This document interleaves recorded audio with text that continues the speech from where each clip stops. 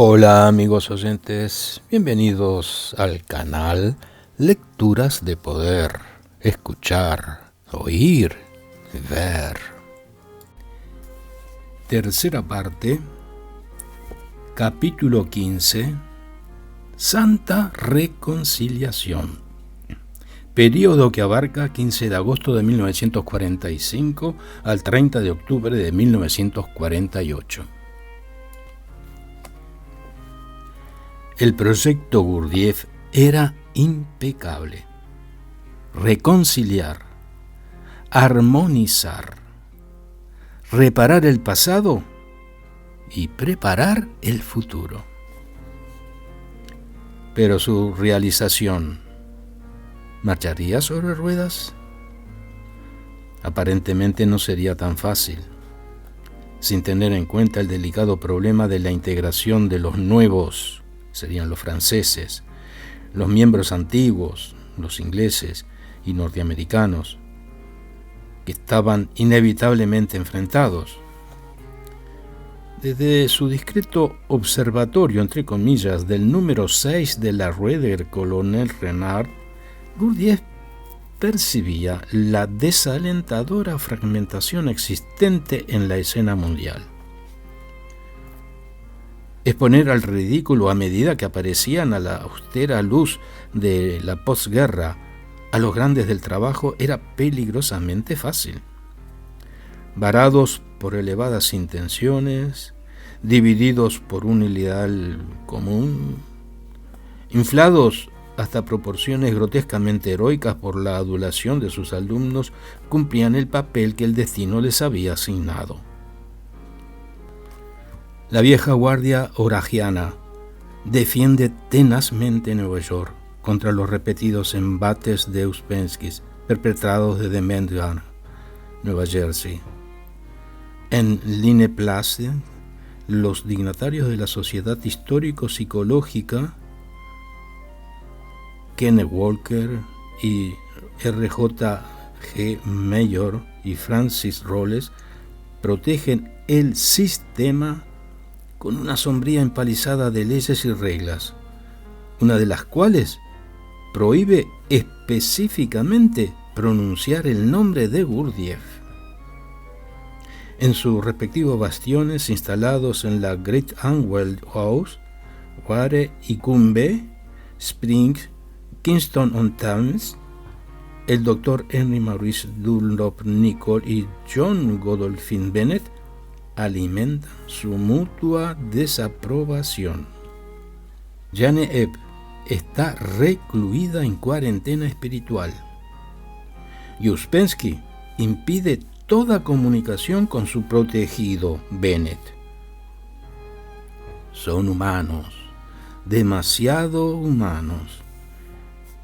Evocan con seguridad cierta compasión biográfica en su lucha a codazos por un sitio prioritario en las márgenes de un gran mito del cual toman su porción de importancia.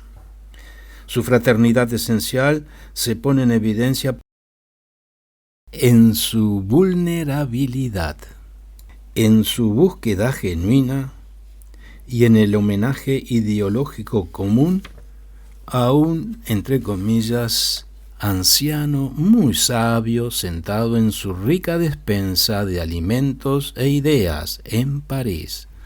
Así lo recuenta Catherine Ulm. El 13 de enero de 1946 celebró Gurdjieff su 80º cumpleaños. En determinado momento parece presa de esos, entre comillas, anhelos infructuosos y esa impotencia senil. Así lo relata en el mismo Belcebú. Y al momento siguiente da la impresión de una gran energía contenida, leonina, alerta, atenta y lista para surgir. Esto lo cuenta W.J. Welch.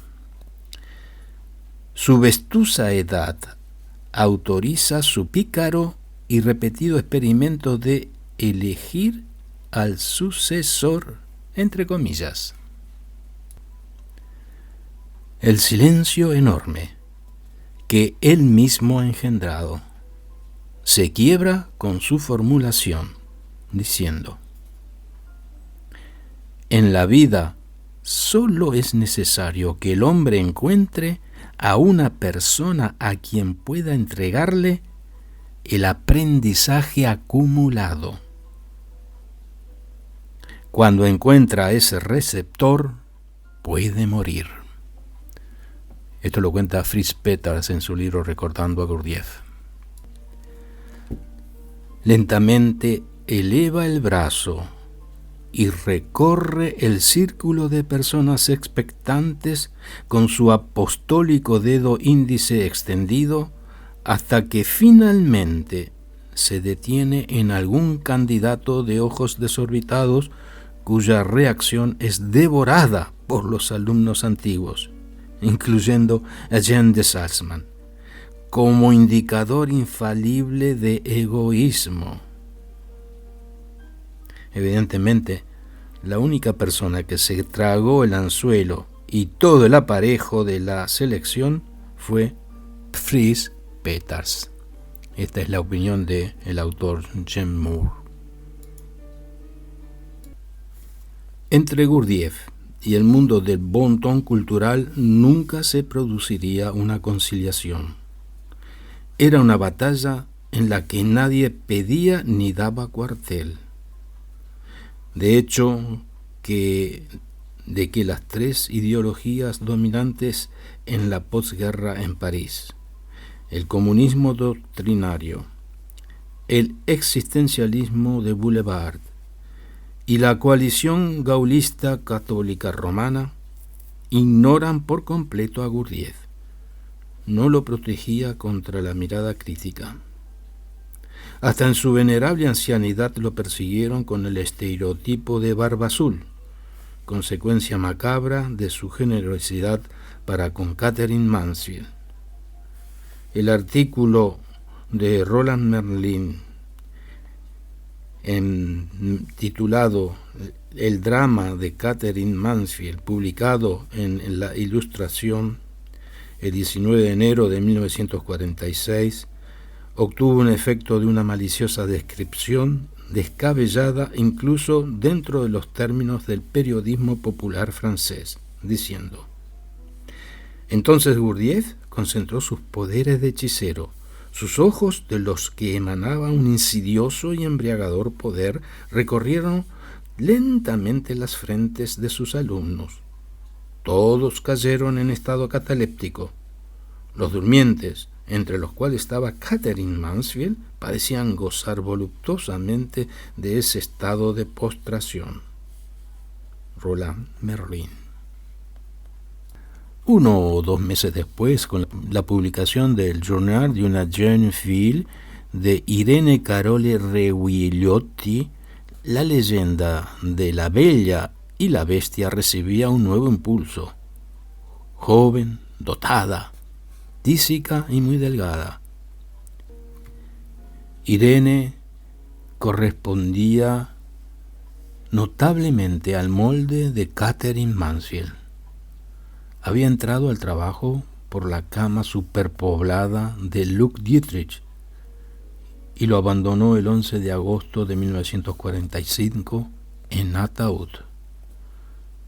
Seducida física y mentalmente por Luc, Irene transfirió al maestro de su amigo los sentimientos negativos en medio de los cuales murió trágicamente de un ataque al corazón en Salanches, diciendo: querida madre, terminaré por tener que creer que Gurdjieff me hechizó. Esto lo cuenta Pauwels. La empresa de reconciliación de Gurdjieff se apoyaba fuertemente sobre su poder de fascinar, sobre su capacidad como, entre comillas, poeta de situaciones. Y al tiempo no parecía haber dañado sus facultades. En junio de 1946, con una botella de vodka polaco y su nueva compañera Chouka, regresó Catherine Ulme y se encontró con un Gurdjieff debilitado. dice, percibí una especie de matraqueo flemoso en sus vías respiratorias, un sonido no muy saludable, y pensé sobresaltada. No obstante, su capacidad de subvertir lo mundano estaba intacta. Choca era una monja fallida y atormentada por la culpa. Intentaba desesperadamente ocultar su historia personal a la mirada penetrante de Gurdjieff. Apenas pareció salir de su aparente ensueño y se quedó dormido. Con piedad mezclada con alivio, Chueca le susurró a Catherine: «Tenemos que irnos, está muy cansado». En ese momento Gurdjieff abrió un ojo y la miró. Su rostro se iluminó con una sonrisa que lentamente le fue borrando todos los rastros de cansancio.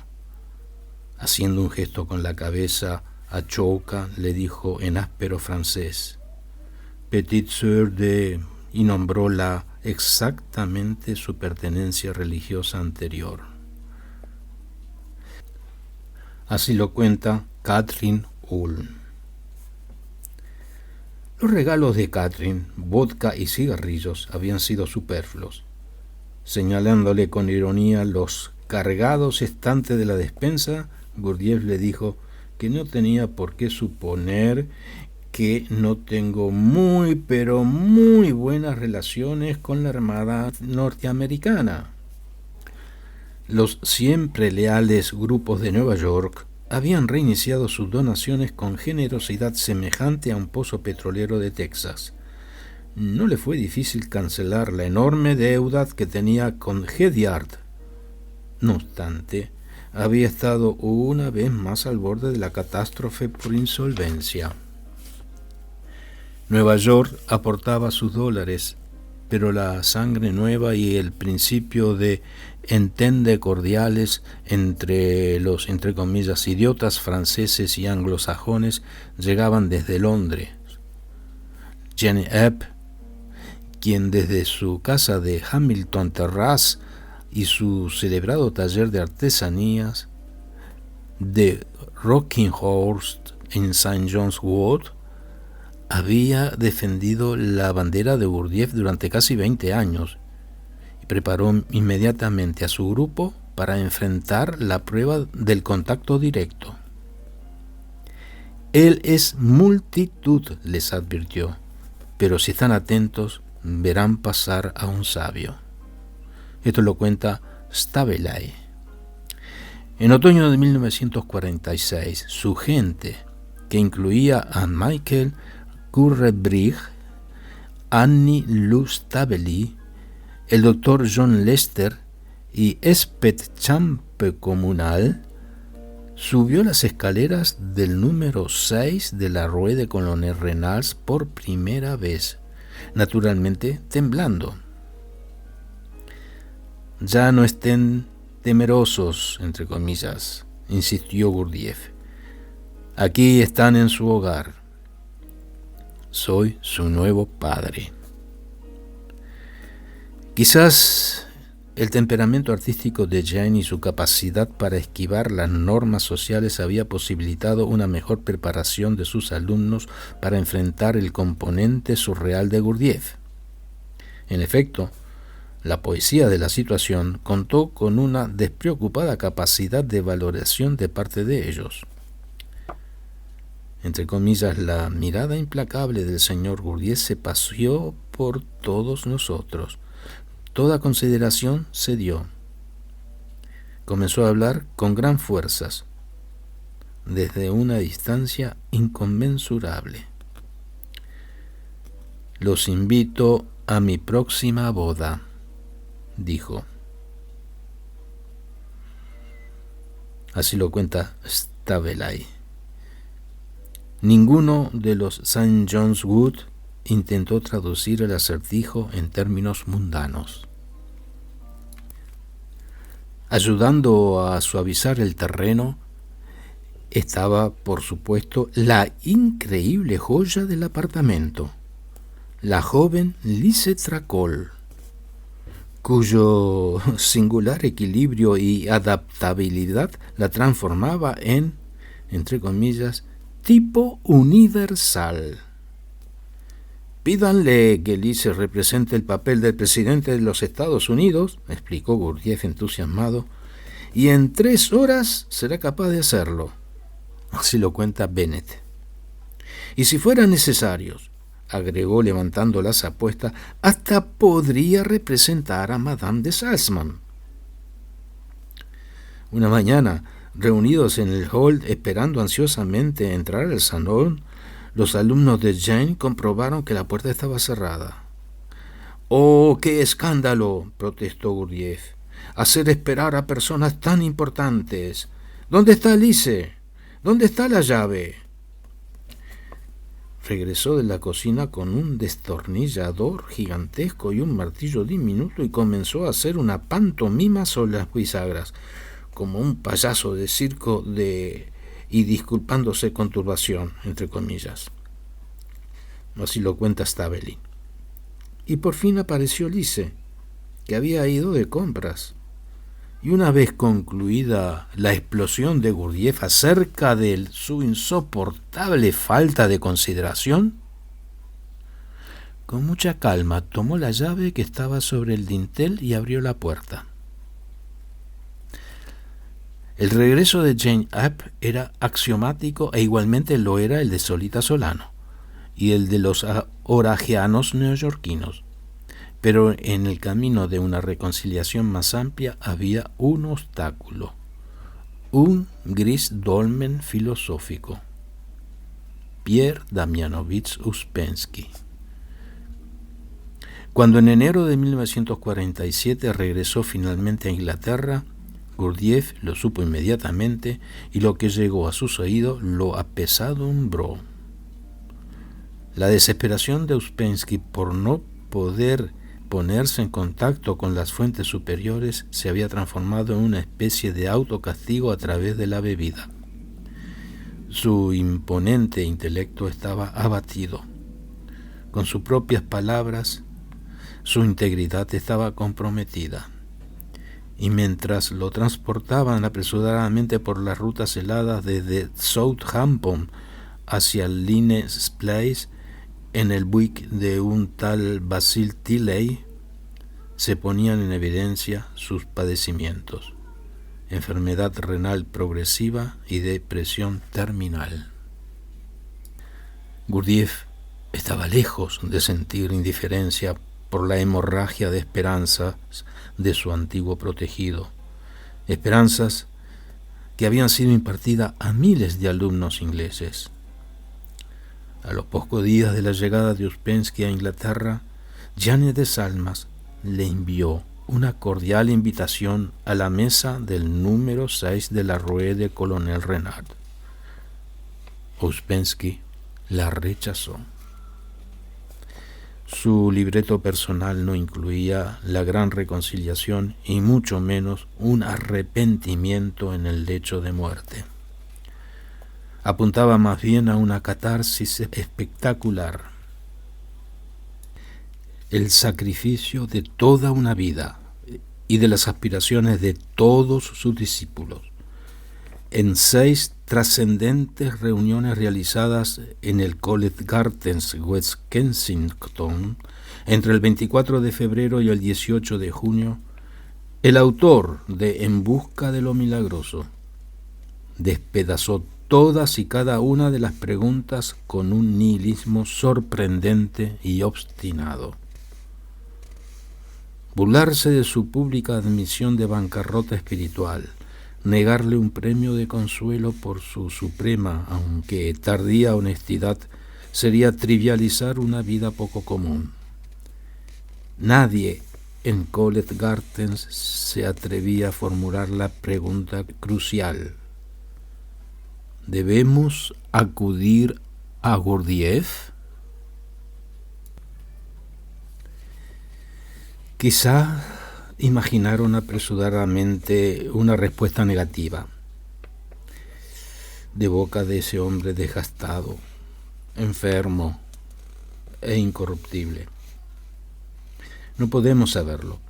La muerte inevitable e inminente de Ouspensky, su abjuración del sistema y el énfasis puesto sobre la eterna recurrencia, crearon en el círculo cerrado del Line una atmósfera indescriptible, no menos eléctrica que la que dominaba en el número 6 de la Rue de Colonel Renards. El mito gurdjieffiano estaba encabritado y había adquirido un tinte de peligroso psicodrama que lo llevó a una censura incalculable el 2 de octubre de 1947, día en que murió Piotr Damianovich Ouspensky.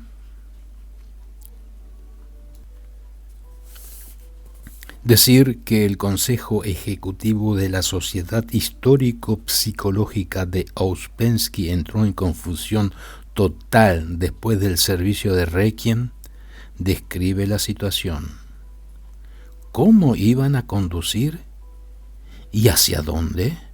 A los creyentes apesadumbrados que salían a mares de la iglesia rusa de Pimlico. Se inclinaron a pensar que la orientación más segura provendría de Franklin Farms, Nueva Jersey, donde la viuda Sofía Grigorievna Ouspensky yacía postrada en un cuarto sombrío, escoltada por los mayores de su grupo y un perro chow muy agresivo. El poderoso trío que conformaba la delegación londinense en viaje hacia Franklin Farms encontró allí una cortina de humo de ambigüedad rusa a través de la cual apenas si pudieron identificar la silueta de una pregunta vasta e insalubre. ¿Qué harían ustedes si se presentara un maestro más elevado? Esto lo cuenta Bennett. Para Sofía Grigorievna, en la etapa media de la enfermedad de Parkinson, el interrogante se estaba poniendo conmovedor por su insignificancia. Entonces tomó una decisión y envió a su viejo maestro en París $300 y un rollo de seda, tributo que los franceses insistían en repudiar por considerarlo provocativamente inadecuado. Gurdjieff replicaba ferozmente a estas críticas. No, creen ver elefante en ratón. Es lo que cuenta Webb. Con el pasar de los meses, creció la tensión. El clima de devastación espiritual que reinaba en Line se traducía en infinidad de ruegos a Madame Ouspensky para que aclarara la dirección. A principios de enero de 1948, dejó de vacilar. Llamó imperiosamente a su secretaria y le dictó un cable que la hizo merecedora de una corona gurdjieffiana imperecedera. Se necesita tener presente el espectro de Ouspensky, pálido y prohibitivo, para apreciar la independencia de esta mujer y la dramática reacción que se produjo en Line Place. El mensaje que tanto esperábamos fue de tal naturaleza que partió en dos al Consejo de la Sociedad Histórico-Psicológica. Y era un mensaje sencillo. Pónganse en contacto con el señor Gurdjieff en París. Así lo cuenta Ken Walker. Repartidos por lealtades en conflictos, todos en línea se contorsionaban exquisitamente sobre el potro de la conciencia. Una primavera tardía y cruel dejó lugar al verano. A principios de 1948, en medio de asambleas, riñas y cenas tentativas aparentemente interminables, llegó un telegrama que cerró finalmente el triángulo mágico entre Line Place, Franklin Farms y el número 6 de la Rue del Colonel Renard. Enviado por el mismo Gurdjieff, decía: Ustedes son un rebaño sin pastor. Vengan a mí. Continuará. Si les gustó este audio video, envíenme un comentario, pongan un like y reenvíenlo a sus amigos. Muchas gracias por escuchar.